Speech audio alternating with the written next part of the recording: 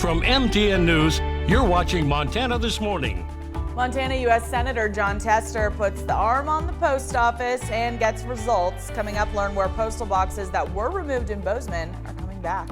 And work on Bozeman's new public safety center at Rouse and Tamarack underway. Coming up, see what started and learn how the city is saving money on that project.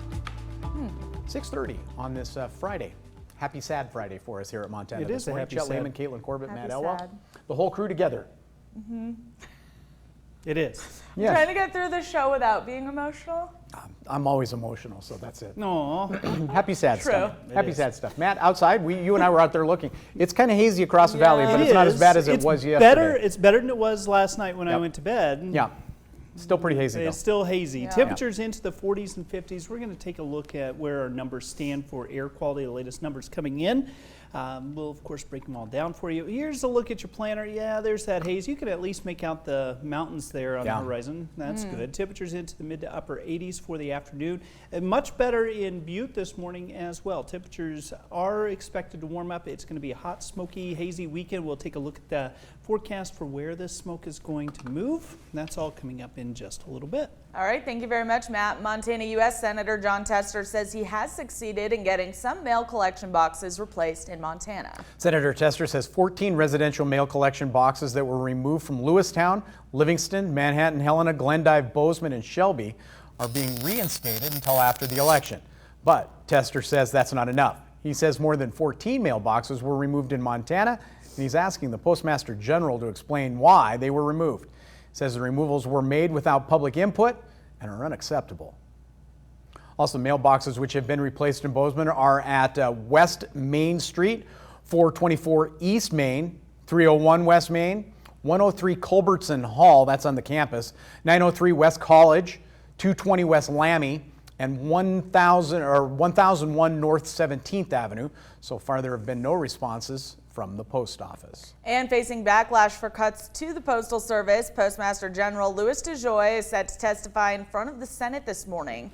A Senate committee will be questioning DeJoy about the changes he was trying to implement right before millions of Americans get ready to cast their vote through the mail. The Republican chairman of the committee plans to testify in DeJoy's favor and dismiss claims that he had a political narrative to sabotage the election.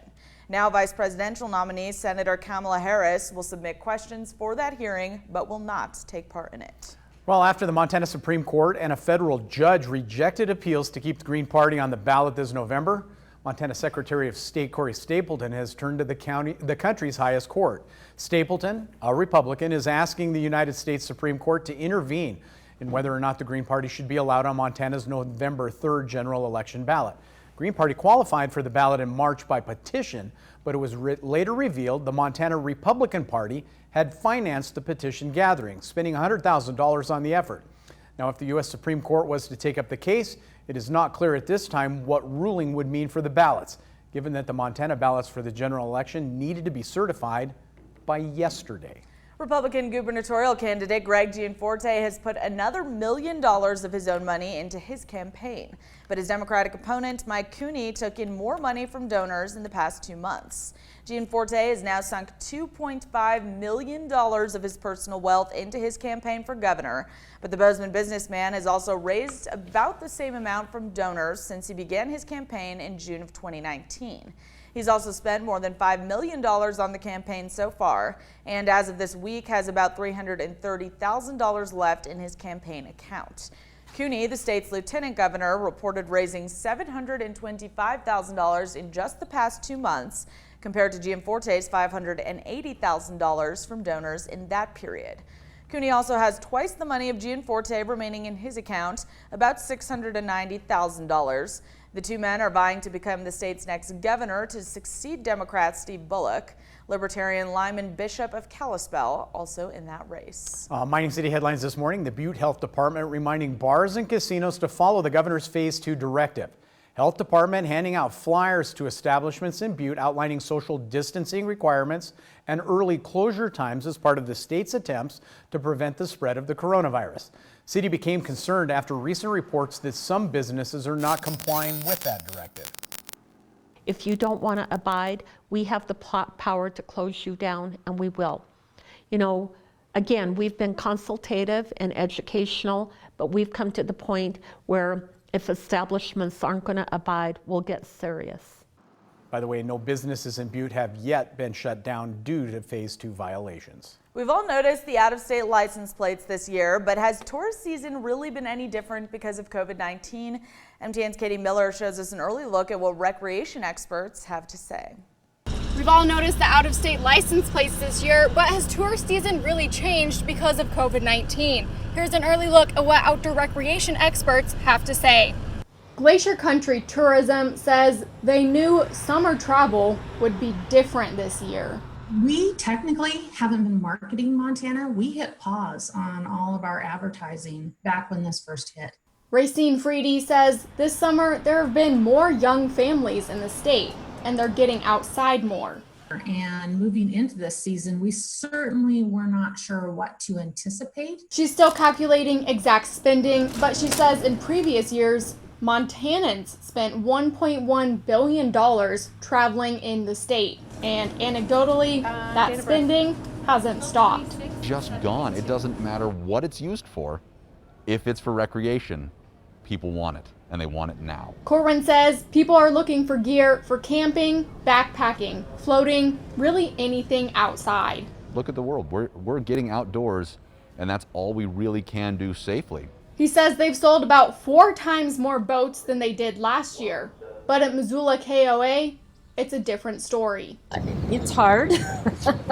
hard not to see all the spots taken, but it's just what it is. Owner Lori Wisby says they lost $100,000 from cancellations early on. It's still not as busy as most years, and some tent spots are still unused. Camping is a thing people do to get away from it all, so I'm optimistic, yeah. But she says she thinks things will be back to normal by next year. Freddie says she wouldn't be surprised if tourist season even goes longer this year, with other states having an uncertain future about school and work from home. In Missoula, Katie Miller, MTN News. Freddie says she wouldn't be surprised if tourist season goes longer this year, with other states having an uncertain future about school and work from home. Well, in November of 2018, voters approved the Bozeman Public Safety Center with more than 60% of the voters in support. Now construction begins on the site on Rouse between Oak and Tamarack after months of excavation for footings and foundation. City of Bozeman says the project remains on budget as the city continues to look for ways to recycle materials, save money. We were able to crush and reuse 7,000 tons of asphalt and 3,000 tons of concrete. So the base of the building and the base of the parking lot is mostly reused material from the site before. By the way, City of Bozeman says there have been a few updates to the final plan in response to upping the safety during COVID-19. Some examples of plan changes include touchless light fixtures into the building, as well as adding an ultraviolet filtering system to help keep the air clean. Pretty cool. That's those kind of changes that are going to come out of 2020. 2020 is going to be one of those years that you'll study about. Your kids and grandkids will. But some good things have come out of that too. We're taking a different approach to safety, so that'll be the good side of it. It's shaping technology, it's shaping travel. You're right. And the new history construction. books, Yeah. everything. There you go. Crazy times. Yep. 6:38 now. The Justice Department trying again for the death penalty for the Boston Marathon bomber. The steps toward that are coming up. First, though, here's what's happening at 7 on CBS This Morning. Good morning. Ahead on CBS This Morning, Joe Biden accepts the Democratic nomination for president, pledging to unify the country. Now attention turns to next week's Republican National Convention. We'll talk to Vice President Mike Pence as he prepares to make his case to the American people for 4 more years. Also this week marks the 100th anniversary of the ratification of the 19th Amendment, giving white women the right to vote. We speak to generations of women about the past, present, and future of women's rights. And the theater industry has been devastated by the pandemic. We'll take you behind the scenes of a first-of-its-kind production to show what's being done to keep the cast and audience safe. All that coming up when we see you at 7.